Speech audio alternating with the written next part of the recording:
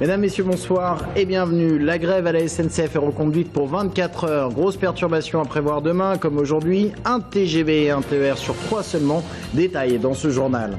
Les commerces se préparent au mondial de foot. Le coup d'envoi sera donné demain au Brésil.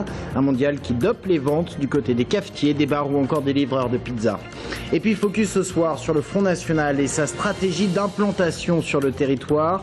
Le parti vient de lancer l'été bleu marine. Pendant les prochains mois, les troupes seront sur le terrain. C'était donc une journée de galère aujourd'hui pour les usagers SNCF. Seul un train sur 3 a circulé, TGV comme TER.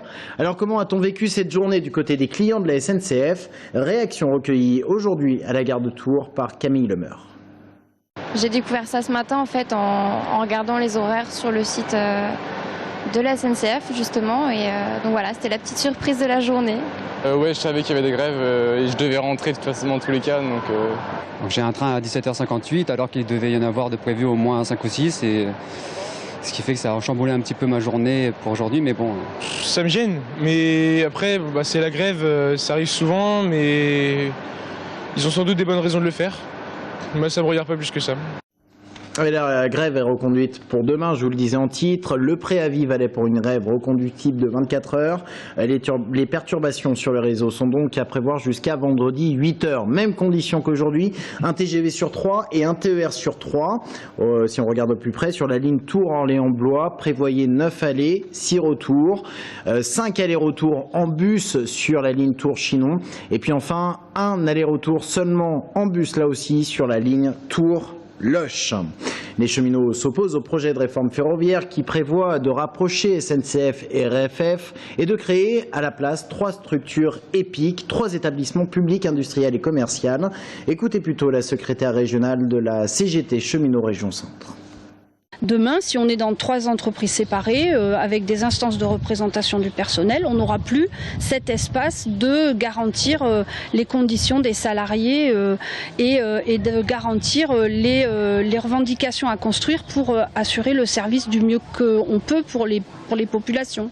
Dans le reste de l'actualité, les suites dans l'enquête sur les disparus du Loir-et-Cher. Ces 2 adolescents de 16 et 18 ans partis en barque vendredi soir dernier sur le Loir dans la région de Vendôme. Et les recherches aujourd'hui se sont faites en avion entre Naveil et Vendôme.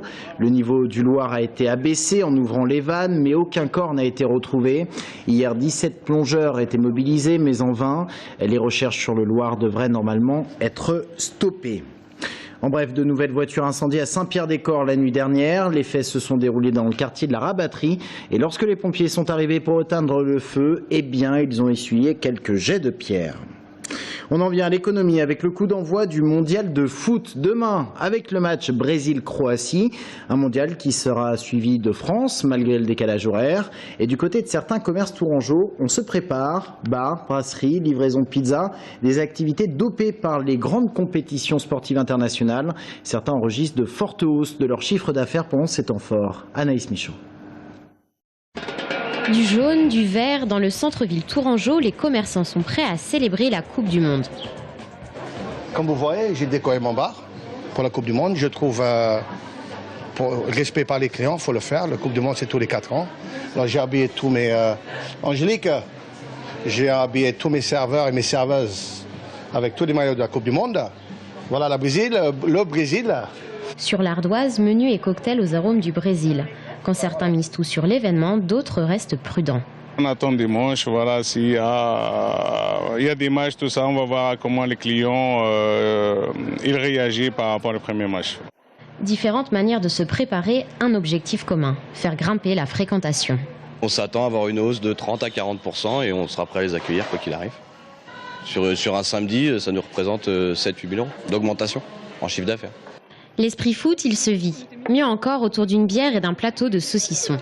Ça reste des moments, franchement, où il y a une émotion, les gens sont en transe devant l'écran, et il se passe quelque chose, quoi. Et puis c'est très convivial, et voilà, les gens sont sympas, et c'est cool.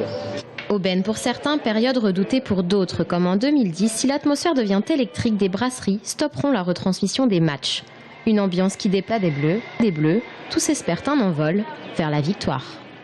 On s'arrête maintenant sur un parti et sur une stratégie. Le parti, il s'agit du Front National, 25% des suffrages aux européennes.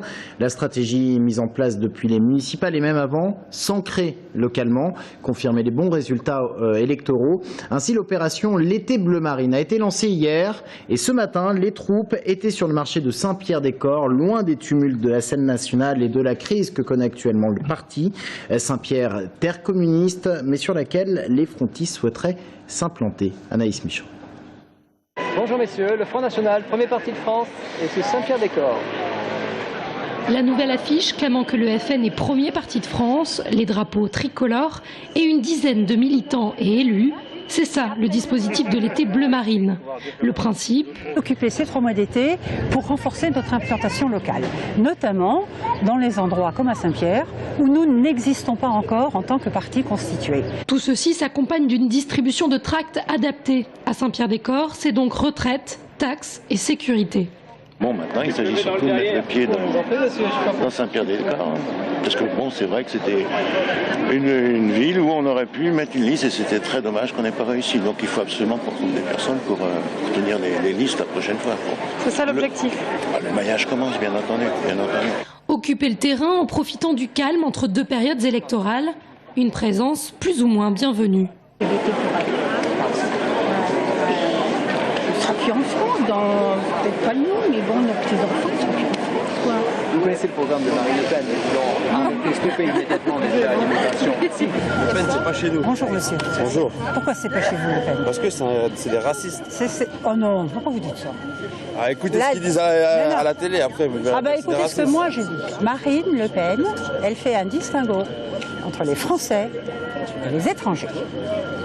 Les Français et les étrangers. Moi, je suis français. Alors, bienvenue à bord. L'immigration. Oui. Pas que l'immigration. L'immigration, on dit oui, stop à l'immigration. Mais d'abord, vous n'êtes pas venu dans un bon secteur, je ne vous mens pas. Mais il n'y a pas de bon secteur. La peur, on peut parler avec vous. Vous allez à Orange. Bien sûr, je peux parler. Mais alors, je ne suis pas de votre avis. Trouver de nouveaux adhérents pour venir grossir les rangs du millier déjà atteint dans le département, c'est bien ça l'objectif. Je relève les noms et les prénoms des gens qui veulent bien me leur donner, puis leur adresse, leurs coordonnées complètes, et nous le contacterons dans quelques temps. Vous avez combien de noms là? J'en ai 7. C'est pas mal quand même pour un début, on n'est pas connu, on vient pour la première fois, c'est quand même pas mal. Loches, Luynes, Ligueuil, Descartes, Chinon ou encore Bourgueil, une dizaine de villes ont été sélectionnées. Le FN espère ainsi pouvoir y présenter une liste dès les prochaines élections. Parce que l'avenir est pas beau. Après la politique, la culture, le chapiteau du livre à Saint-Cyr-sur-Loire ouvre ses portes vendredi soir. 6e édition d'un rendez-vous qui est devenu un des temps forts de l'année littéraire en Touraine.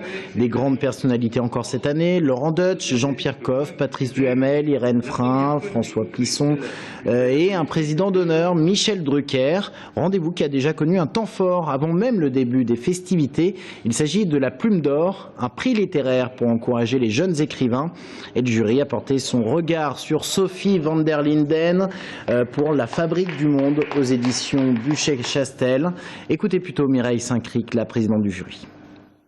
Dans une usine de textile chinoise où la vie des ouvriers est absolument insupportable, où c'est la pauvreté, le manque d'intimité, tout est problème même de se laver les cheveux. Et cette malheureuse tombe amoureuse du contremaître et il n'y a qu'un embryon de lutte syndicale mais qui finalement n'aboutira à rien parce que c'est pas possible. Et on rappelle les dates du chapiteau du livre, 13, 14 et 15 juin. C'est donc ce week-end à Saint-Cyr-sur-Loire. Et c'est au parc de la Perraudière, juste à côté de la mairie de Saint-Cyr-sur-Loire. Un sujet qui va en étonner plus d'un. La forteresse de Chinon lève le voile sur l'un des plus grands secrets de l'histoire de France. Un secret qui remonte à l'époque médiévale et qui concerne les Templiers, considérés comme hérétiques par le roi Philippe le Bel. Un procès avait eu lieu à l'époque. L'une des preuves était un parchemin rédigé à Chinon. On y apprenait les pratiques homosexuelles de certains Templiers. Audrey Champigny. Chevaliers héroïques pendant la guerre sainte et les croisades, 7 siècles plus tard, l'histoire et la légende des Templiers fascinent toujours autant. Au XIIe et XIIIe siècle, ces hommes de l'ordre du Temple font vœu d'accompagner et de protéger les pèlerins jusqu'à Jérusalem. Un destin qui sera anéanti au début du XIVe siècle par le roi Philippe le Bel, qui dénonce l'hérésie dans l'ordre. Plusieurs dignitaires, dont Jacques de Molay, le grand maître, sont emprisonnés ici, à la forteresse de Chinon, comme en témoignent encore quelques graffitis dans l'une des tours. On a des sujets religieux, en fait. On a des croix qui représentent le calvaire du Christ. Donc on a voilà, des croix, 2 croix qui sont érigées sur des petits monticules de cailloux, avec des lances aussi qui sont représentées, sans doute la lance qui a percé le flanc du Christ au moment de la crucifixion. On a également un personnage auréolé à côté et un ange dont on voit une aile de profil, une aile de face, donc on est toujours dans le religieux. Et on a également des personnages militaires en fait, puisqu'on a un personnage encapuchonné qui tient un bouclier dans sa main. Autre petit trésor parmi les trésors, une copie du parchemin de Chinon, rédigé à la forteresse et qui sera un document clé dans le procès des Templiers. Resté secret jusqu'en 2001, il est aujourd'hui conservé dans les archives du Vatican. Pour l'occasion, et pour la première fois, il a été traduit en français. Alors c'est l'un des 2 seuls documents où les dignitaires de l'ordre, dont le dernier grand maître Jacques de Molay, avouent avoir eu droit à une cérémonie un petit peu illicite à côté de la cérémonie officielle et reconnaissent quelques péchés. Après, dans le courant du procès qui va durer 7 ans, ils ne reviendront plus du tout sur les déclarations qu'ils auront faites à Chinon. Reste cependant une énigme jamais élucidée, celle du fameux trésor des Templiers. 700 ans plus tard, le mystère reste entier. C'est une exposition à voir jusqu'au 31 décembre à la forteresse de Chinon. On termine ce journal avec un casse-tête auquel se sont livrés les collégiens de 6 établissements de France. Ils étaient à Tours pour la grande finale du tournoi de Rubik's Cube, un jeu inventé en 1974. Finale qui avait lieu cet après-midi dans les locaux de l'université François Rabelais, salle Thélème. 6 équipes composées chacune de 50 collégiens. Objectif, faire 50 Rubik's Cube le plus rapidement possible. Et l'équipe gagnante a mis à peine plus d'1 minute. Et ce sont des collégiens de l'Orne qui ont remporté cette finale. Ils sont donc champions de France. Restez avec nous tout de suite. Nous recevons Jean-Gérard Pommier, le maire UMP de Saint-Avertin.